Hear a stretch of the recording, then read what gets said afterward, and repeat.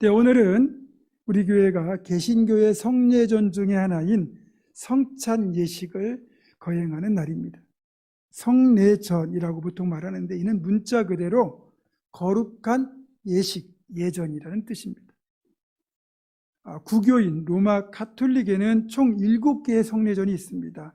영세, 견진, 신품, 고해, 종부, 혼인, 성체, 이렇게 7개의 성례전이 있는데 이 중에서 영세는 우리의 세례에 해당하고, 그리고 성체가 바로 우리의 성찬에 해당합니다. 이렇게 가톨릭이 7개의 성례전이 있는 반면에 우리 개신교회는 딱 2개의 성례전만 있습니다. 그게 바로 세례와 성찬입니다. 우리가 2가지만 성례전으로 지키는 근거는 성경에서 주님이 친히 보여주시고 지키라고 명령하신 성례는 세례와 성찬 2가지 뿐이기 때문입니다. 마태복음 28장 19절을 보면 이렇게 되어 있습니다. 그러므로 너희는 가서 모든 민족을 제자로 삼아 아버지와 아들과 성령의 이름으로 세례를 베풀고, 이 명령에 근거하여 우리는 계속해서 세례를 행합니다. 그리고 오늘 본문 고린도전서 11장 23절에서 25절입니다. 한 번 더 읽어드립니다. 곧 주 예수께서 잡히시던 밤에 떡을 가지사 축사하시고 떼어 이르시되 이것은 너희를 위하는 내 몸이니 이것을 행하여 나를 기념하라 하시고, 19회 또한 그와 같이 잔을 가지시고 이르시되 이 잔은 내 피로 세운 새 언약이니 이것을 행하여 마실 때마다 나를 기념하라 하셨으니. 그러니까 주님께서 성찬을 행해서 주님을 기념하라고 명령하셨기 때문에 주님께서 친히 명하신 이 세례와 성찬을 우리는 성례전으로 지킵니다. 나머지 5가지는 교회에서 그냥 만든 것이고요, 성경에 나오지 않는 것들입니다. 그래서 우리 개신교는 세례와 성찬 이 2가지만 성례전으로 지키는 것이고, 2가지밖에 없기 때문에 세례와 성찬은 우리에게서 너무너무 중요한 예전이라고 할 수 있습니다. 그 중에서도 세례는 개인적으로 보면 평생 딱 한 번만 맞습니다. 우리가 예수를 구주로 영접하고 나면 소정의 교육을 받고 세례 문답을 통과한 뒤에 회중들 앞에서 공적인 물세례를 받는 예식을 통해서 세례는 평생 딱 한 번만 받아요. 한 번 세례를 받으면 더 이상 받을 필요가 없습니다. 물론 교회에서는 세례를 받는 분들이 계속 생겨나기 때문에 세례식 자체가 사라지는 건 아니죠. 하지만 세례를 받은 분들의 입장에서 본다면 신앙생활을 계속하는 동안 성찬식 하나만 성례전으로 남게 되는 겁니다. 그래서 오늘은 우리가 성찬식을 행하게 될 텐데, 이 성찬식의 기원은 바로 주님께서 잡히시던 날 밤에 행해졌던 유월절 만찬에서 유래합니다.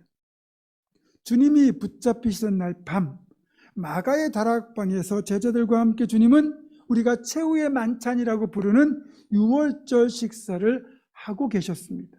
그러다가 식사 도중에 주님께서 자리에서 일어나셔서 빵을 들어 제자들에게 떼어주시면서 이것은 너희를 위하여 찢기는 나의 몸이니 이것을 행하여 나를 기념하라, 그렇게 말씀하셨어요.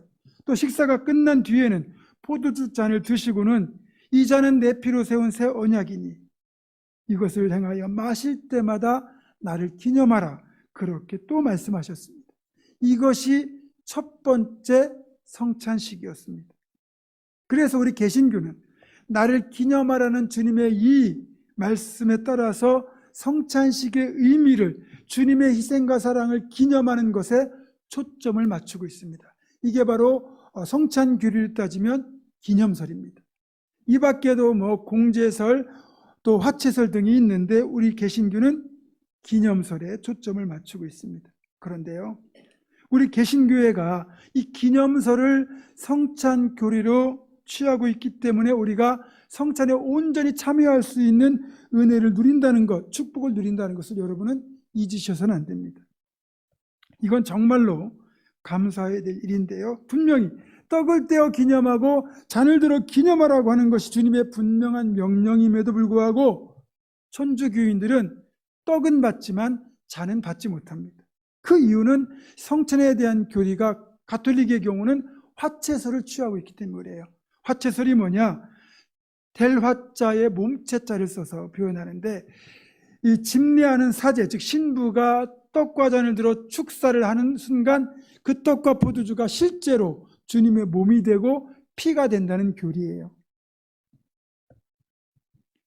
눈에 보이는 이 떡과 잔의 형태는 바뀌지 않지만 눈에 보이지 않는 형태로 이것이 진짜 주님의 살이 되고 피가 된다는 이 화채설 때문에 예상치 못한 일들이 많이 발생하게 됩니다. 중세시대에는 개신교가 아직 생겨나기 전이니까 가톨릭이 전체를 그렇게 지배하던 시절이에요. 그때 이제 매주 미사를 집행하게 되는데 미사에 참석하는 대부분의 사람들이 농사를 짓는 농부들이잖아요. 여러분, 농사를 짓는 농부들의 손을 만져본 적 있으십니까? 우리는 다 도시에서 일반적인 직장생활을 하다 보니까 손에 거친 것을 만질 경우가 별로 없잖아요. 근데 농사일 하다 보니까 뭐 흙도 짚고 돌도 짚고 곡괭이도 잡고 삽도 잡아야 되다 보니 손이 너무너무 거칠어지는 겁니다. 그런 거칠어진 손은 이런 잔을 잡을 때 미끄러지기 쉽겠죠. 자, 그러면 이 미사에 참석해서 이 포도주 잔을 받을 때 어떤 일이 벌어질 거라고 여러분 예상하십니까? 자, 이 잔을 받다가 그만 손이 거치니까 잔을 붙잡다가 이게 미끄러져 가지고 잔을 놓치는 일이 생기는 겁니다. 그럼 어떻게 돼요? 잔이 바닥에 떨어지면서 깨어지고 거기 담겨있던 포도주가 바닥에 흩어지겠죠. 자, 화채설에 따르면 축사가 끝난 뒤에는 이 떡과 포도주가 실제로 주님의 살과 피가 되었다고 믿고 있는데 이렇게 바닥에 떨어진 흘려진 주님의 피를 지저분한 걸레로 닦을 수 있겠습니까? 주님의 진짜 보혈인데. 그러니까 어쩔 수 없이 성찬을 집례하는 사제가 바닥에 흘린 포도주를 혀로 다 핥아 먹어야 했습니다. 그러다 보니 바닥에 있는 흙먼지뿐만 아니라 깨진 그릇 조각까지 입으로 들어가는 동 그 고초를 겪어야 했어요. 이게 한두 번이 아니고 자주 발생하다 보니 성찬을 집례하는 사제들의 불만이 고조되었고 결국 교황청에서는 성찬식을 행할 때 성도들에게는 떡만 주고 잔은 집례하는 사제가 대표로 마시는 방식으로 변경을 시켰습니다. 그것이 로마 가톨릭의 전통이 되어 지금껏 가톨릭은 미사에 참여하는 신도들에게 밀떡만 제공합니다. 분명히 주님께서는 성찬의 떡을 함께 먹고 함께 잔을 나누고 기념하라고 하셨는데 떡만 받고 잔은 받지 못하면 그게 온전한 성찬이겠습니까? 반쪽짜리죠. 그러니까 우리가 이렇게 행해지는 성찬식에서 잔을 받을 수 있는 것도 종교 개혁이 없었으면 불가능했을 겁니다. 우리 장로교의 신학을 정립한 분이 종교개혁가 중에 한 분인 장깔뱅입니다. 깔뱅은 이 가톨릭의 화채설의 경우 성경과 교회의 가르침에 어긋난다고 분명히 비판했습니다.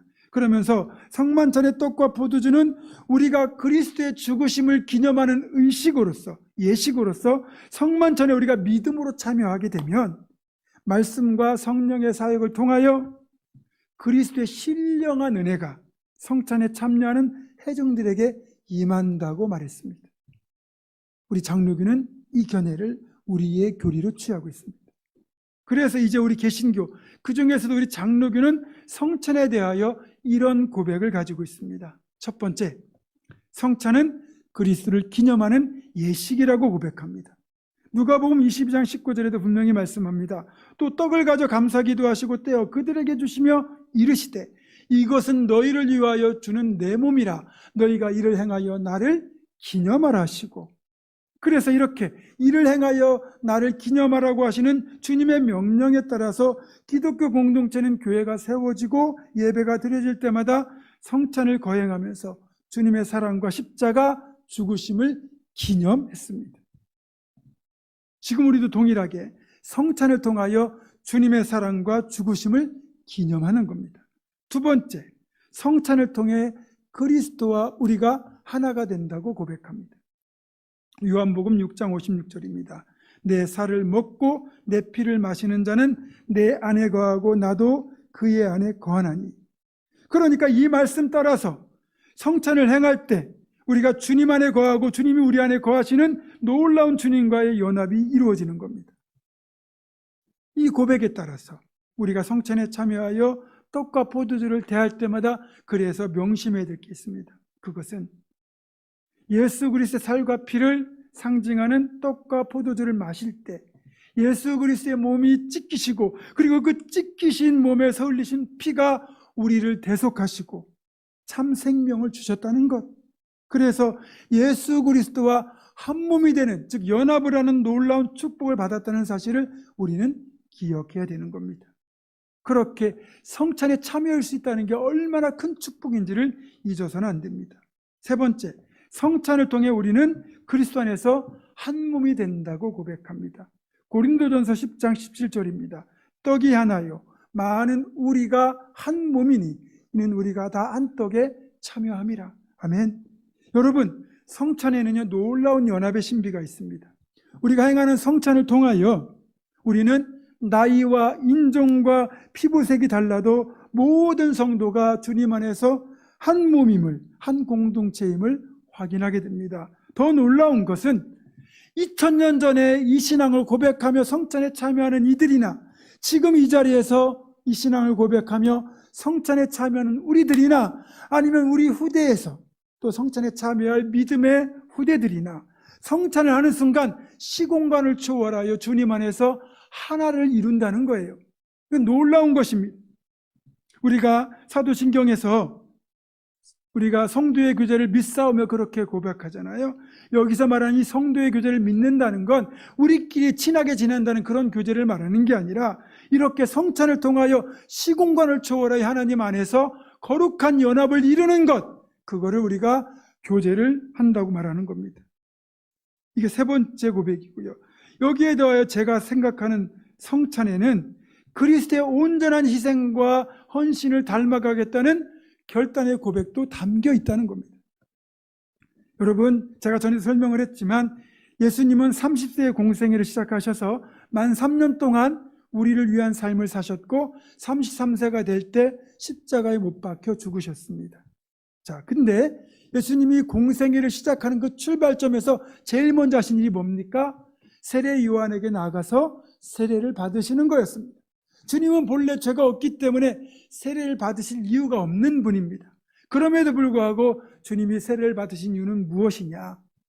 이제부터 30년간, 그동안 30년간 내가 태어난 가정을 위해 살았다면, 내 자신을 위한 삶을 살았다면 지금부터는 내가 죽을 때까지 하나님의 나라와 그리고 이 땅의 백성들을 위한 나를 내어주는 공생애의 삶을 살겠습니다. 그런 결단과 서약을 세례를 통하여 주님이 선포하신 겁니다.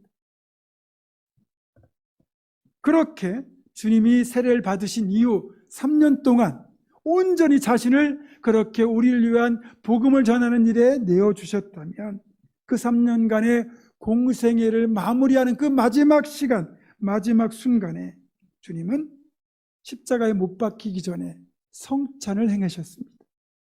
그러니까 주님이 세례를 통하여 공생애를 시작하셨다면 공생애 마지막에 성찬을 행하신 이유가 뭐겠습니까? 그동안 내가 나의 삶을 그렇게 하나님 나라와 성도들을 위해 드렸다면 이제 남은 내 생명마저, 내 몸, 내 피 한 방울마저 하나님 나라와 그리고 속죄를 위하여 온전히 희생하고 헌신하겠다는 그런 뜻이었습니다.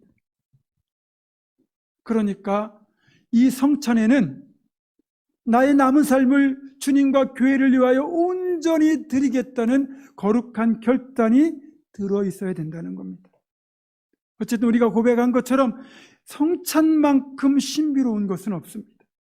시공간을 초월하여 주님과 한 몸을 이루고 성도 간의 연합을 이루고 그리고 주님의 그 죽으심 속에서 우리가 다시 한번 보혈로 거듭나는 놀라운 신비가 들어있습니다. 그렇기 때문에 성찬을 가볍게 여기시면 안 됩니다. 정말 거룩하고 구별된 자세로 성찬에 임해야 됩니다. 그런데 우리는 성찬식에 빠져도 죄책감이 별로 없습니다. 심지어는 성찬식이 있다 보면 예배가 늦게 끝날까 봐 싫어하는 분도 계십니다. 성찬식 우리가 자주 갖지도 못하는데 그렇다면 성찬이 있는 주일만큼은 어떤 일이 있어도 예배에 참석하고 성찬에 참여해야 됩니다. 그런 면에서 보면 이 자리에 참석하신 여러분은 정말 복된 분들이고 하나님 앞에 정말 기뻐하심을 입을 수 있는 분들임은 분명합니다. 여러분, 그 외 징계 중에 수찬정지라는 게 있어요. 수찬, 즉 성찬을 받는 것을 정지시키는 거예요. 그러니까 성찬식 참여를 일정 기간 금지하는 벌인데, 지금 우리 장로교 헌법에도 수찬 금지라는 책벌이 속해 있습니다. 본래 이 수찬정지는 출교나 파문다함으로 무서운 징계였는데, 그 이유가 뭐냐? 성찬을 받지 못하면 그때까지 지은 죄를 용서받지 못한다는 교리 때문이었습니다. 지금 우리 개신교 교리가 아니고 가톨릭의 교리예요. 앞에서 말씀드린 것처럼 아직 종교개혁이 일어나기 전까지만 해도 이 수찬정지의 징계를 받게 되면 그 받은 사람은 너무너무 두려워했습니다. 만약에 그 수찬정지 기간 중에 만약에 자기가 죽게 되면 그때까지 지은 죄를 용서받지 못하게 되고, 그러면 천국에 못 가고요, 연옥이나 지옥에 가야 됩니다. 여러분, 죽으라고 신앙생활 했는데 천국에 못 간다면 그보다 비참한 일이 어디 있겠습니까? 근데 성찬식에 참여하지 못해서 죄를 용서받지 못하면 그런 일이 벌어질 수도 있는 거예요. 그래서 가톨릭 교도들은, 신도들은 어떤 일이 있어도 주일날 미사에 반드시 참석을 했습니다. 여러분, 바울사도는 오늘 본문구전 고린도전서 11장 27절 이하를 통하여 준비 없이 성찬에 임하는 자들에게 이렇게 말씀합니다. 그러므로 누구든지 주의 떡이나 잔을 합당하지 않게 먹고 마시는 자는 주의 몸과 피에 대하여 죄를 짓는 것이니라. 사람이 자기를 살피고 그 후에야 이 떡을 먹고 이 잔을 마실지니 주의 몸을 분별하지 못하고 먹고 마시는 자는 자기의 죄를 먹고 마시는 것이니라. 여러분, 준비하고 기도하고 그리고 구별된 마음으로 성찬에 참여할 때 이 은혜가 임하는 것이지만, 그렇지 않으면 오히려 죄가 될 수도 있다는 경고입니다. 이제 우리가 나누게 될 떡과 잔은 주님의 고귀한 희생과 숭고한 사랑을 담고 있습니다. 이제 잘라진 떡은 십자가에서 찢기실 주님의 몸을 상징합니다. 또 이어 나눌 포도주잔은 십자가에서 흘리신 주님의 피를 상징합니다. 이런 거룩한 의미가 담겨 있는 성찬에는 아무나 참여할 수가 없어요. 그래서 나는 주님의 사랑으로 구원받았으니 이제는 내가 주님을 위해 살겠습니다, 죽겠습니다라는 결단의 서약을 하나님과 성도들 앞에서 행한 세례를 받은 사람만, 세례자만 성찬에 참여할 수 있습니다. 혹시 이 자리에 세례받지 않으신 분들은 죄송하지만 성찬에 참여할 수 없습니다. 이제 우리는 성찬에 참여할 때 앞에서 말씀드린 상황들을 염두에 두고 성찬에 임해야 됩니다. 다시 한번 우리 주님의 희생과 고난을 떠올리며 우리 자신을 돌아보고 점검하는 예식이 되어야 됩니다. 적어도 주님의 살과 피에 나도 동참한다는 거룩한 결단으로 참여해야 됩니다. 무엇보다 주님께서 자신의 몸을 찢고 피를 흘려 우리를 용서하셨고 하나님과 우리 사이에 화목을 이루었기 때문에 성찬에 임하는 우리 모든 성도들은 서로를 용서하며 주님 안에서 참된 화해와 연합을 이루어야 됩니다. 이것이 우리가 행하는 성찬에서 이루어야 될 거룩한 역사입니다. 지금부터 행해질 성찬식을 통하여 주님과의 연합, 성도의 거룩한 교제, 헌신의 결단이 있기를 주님의 이름으로 축원합니다.